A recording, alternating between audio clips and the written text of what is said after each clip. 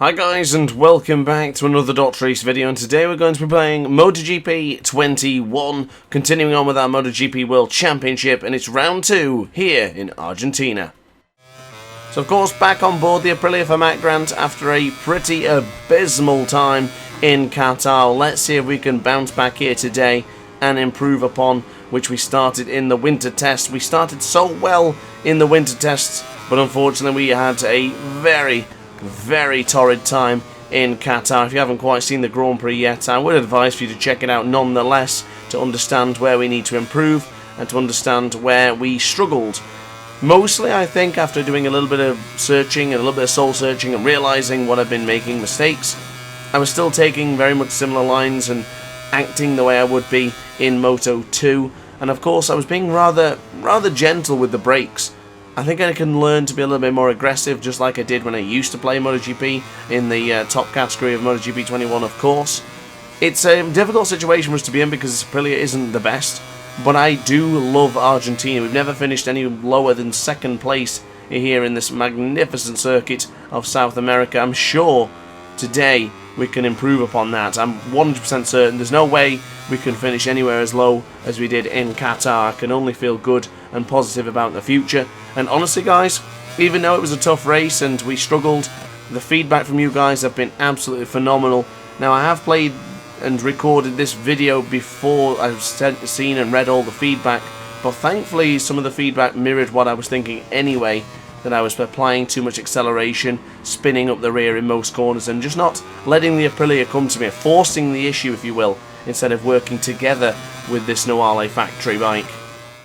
So our first lap here in Argentina wasn't too bad, down by 0.6 of a second to Fabio Quartararo and teammate Maverick Vinales, but I'm thinking more for my own teammate right now, Aleix Espargaro, 3 positions ahead of us as we finished as the worst Aprilia out of the 3 last time out in Qatar.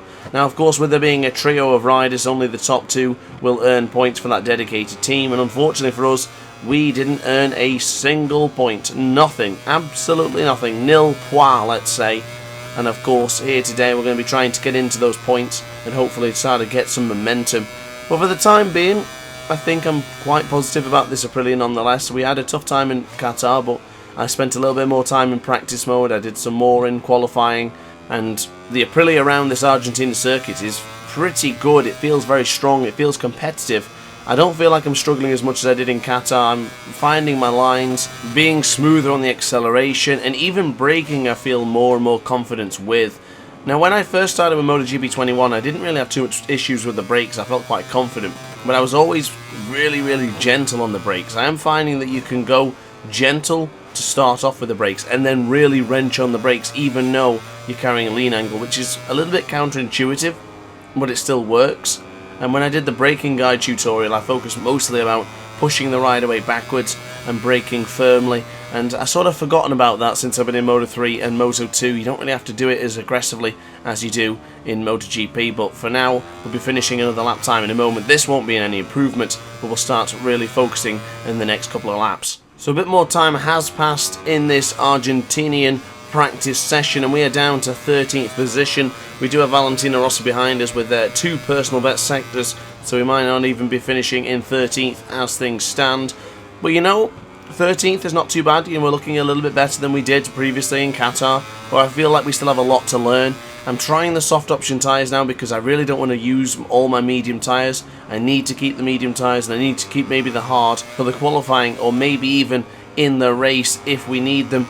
But of course with the soft tyres, you're going to see on the right hand side in a moment how bloody warm these tyres get. They just burn up in an instant. With power setting 3 and quite a lot of heavy acceleration, they just burn up way too much. It's unbelievable. Burning up quicker than my throat is right now. I do apologise actually for my voice in this one. I've been struggling with it for a couple of days now and I can't seem to get rid of this sort of croakiness that's involved with it. I've been maybe too much screaming at the microphone when recording, and it's probably just my allergy, so nothing to worry about guys, but just to let you know, I hope it doesn't spoil the experience of the video, and I hope it doesn't really ruin any of the audio, so I do apologise for that. I can't really do much about it, but for the time being we're not on a bad lap. It might be an improvement, but it's again Nothing to get truly excited about. It's a couple of tenths here and there, a couple of hundredths of a second, let's be honest. So on the left hand side of the tyre now, straightening the bike up as we just touched the green there, but thankfully no lap invalidation was given. But this will be our last lap of the practice session, but I think we'll be going into qualifying 1 and doing our best to get into Q2 with the big boys. So we do end the session in 12th place, but Johan Zarco, Joan Mir and Pecco Bagnaia are your fastest men, the fastest trio of Argentina so far. So look at the riders on your screen right now. These guys are all doing battle in Q1 to try and get a position into Q2 and battling out for pole position. So lap 1 for Grant. Can we dethrone Taka Nakagami from a 1:36.817? He is occupying that top spot, which will take him into Q2. And speaking of Nakagami, there he is just ahead of us on track right now. The Idemitsu Honda rider is just ahead of us as Ika Lecuona has met his demise in this practice session. And I tell you what, that was a very wide line there for Takaaki Nakagami as we go on the right hand side for turn 3. Power setting 3 enabled with smooth acceleration out of here could benefit us absolutely tremendously because we are right into the slipstream of Takaaki Nakagami. We are using the medium tyres, my favourite combination. Hard on the brakes we go, the anchors have well and truly been dropped going into turn 5. Nice and tight apex, that's how I like to tackle that particular corner. The AI likes to do it another way, but we'll get onto the left hand side there for turn 6. Really smooth acceleration coming through there. There's a lot of bumps and a lot of bouncy parts of the track there. Just do be careful when accelerating as we now break in nice and calmly into turn 7, right onto the rear of Nakagami. We might have a chance of beating the Japanese rider here if we can stay with him. Hard on the brakes we go for the left hand side for turn 9. Left hand side there, little bit of a kink for turn 10.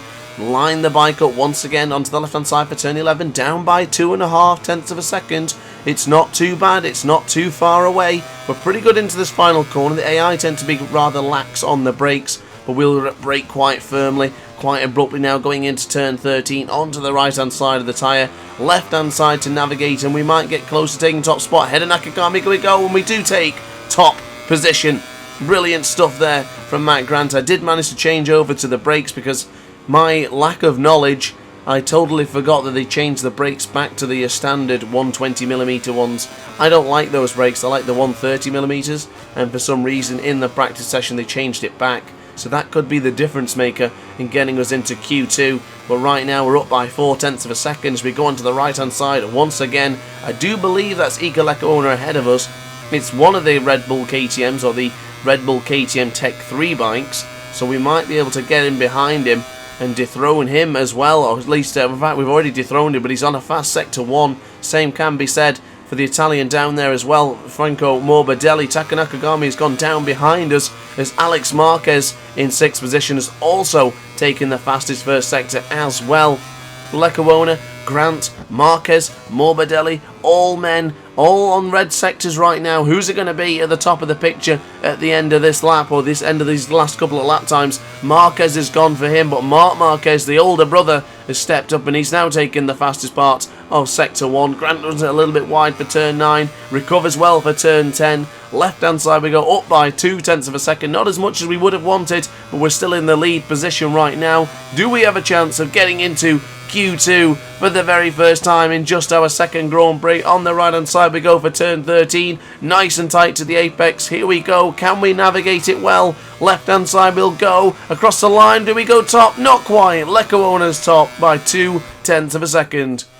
So a quick tyre change to a soft front and a hard rear has changed the complexion of this qualifying right now. Paul Espargaro sits pretty at the top, but he is 4 tenths of a second quicker than Grant right now. Lecuona is just 2 tenths of a second quicker than us in the second position, but of course he is getting some more fast lap times in with 2 personal best sectors. Same can be said with Brad Binder, Marc Marquez and Enea Bastianini. Onto the right hand side we go. We do have Valentino Rossi ahead of us, so we should be able to get in behind him and pick up some additional speed. That slipstream should help us out tremendously, but for the time being it doesn't look like we're going to be close enough. We still have plenty of lap times in this one, but do we have the fuel? We'll find out as we get there, as we do one more lap after this one, I'm sure. But on the right hand side for turn 5, navigated pretty well as we go into the left hander for turn 6. trying to follow the same line as Rossi. They're smooth on the acceleration. You can see it bouncing on the bottom right corner of your screen there, just me trying to find the optimal speed